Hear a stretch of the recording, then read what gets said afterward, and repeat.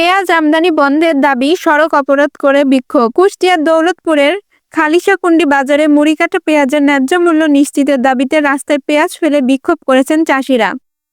গতকাল বৃহস্পতিবার দুপুরে উপজেলা খালিশাকুণ্ডি বাজারে কুষ্টিয়া মেহেরপুর সড়ক অবরোধ করে পেঁয়াজ আমদানি বন্ধের দাবি জানান চাষিরা। বিক্ষুব্ধ চাষি আব্দুস সালাম, কামাল হোসেন সহ অনেকে জানান, চলতি মৌসুমে প্রাকৃতিক দুর্যোগের কারণে তাদের রোপণ করা মুড়ি কাটা পেঁয়াজ নষ্ট হয়েছে। ফলে দ্বিতীয় দফায় বাড়তি মূল্যে পেঁয়াজের বীজ কিনতে খরচ হয়েছে প্রায় দ্বিগুণেরও বেশি। কিন্তু উত্তোলন মৌসুমে ভারত সহ বিভিন্ন দেশ থেকে ব্যাপক পরিমাণে পেঁয়াজ আমদানি করায় বড় দরপতন ঘটেছে পেঁয়াজের বাজারে। এক সপ্তাহের ব্যবধানে কুষ্টিয়ার পাইকারি মুড়ি কাটা পেঁয়াজের দাম মন প্রতি 1 থেকে 1,500 টাকা কমে যাওয়ায় কৃষকের উৎপাদন খরচও উঠছে না। পাশাপাশি বিরূপ আবহাওয়ার ফলন কম হওয়ায় লোকসানে পড়েছেন তারা। উপজেলার খালিশাকুণ্ডি গ্রামে পেঁয়াজের চাষি এখলাস হোসেন বলেন, এবছর পেঁয়াজের বীজ অস্বাভাবিক দামে কিনতে হয়েছে, প্রতি মণ 8 থেকে 9,000 টাকা। অতিবৃষ্টির কারণে আবার ক্ষেত নষ্টও হয়েছে, ফলে নতুন করে রোপণ করতে খরচ দ্বিগুণ বেড়েছে।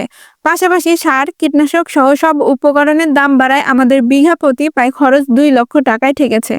অথচ এখন বিদেশ থেকে পেঁয়াজ আমদানির কারণে আমরা দাম পাচ্ছি না। প্রায় 3 ঘন্টা সড়ক অবরোধ করে বিক্ষোভ শুরু করলে তীব্র যানজট সৃষ্টি হয় কুষ্টিয়া মেহেরপুর সড়ক খালিশাকুণ্ডু বাজারে। এতে ভোগান্তে পড়েন সাধারণ মানুষ।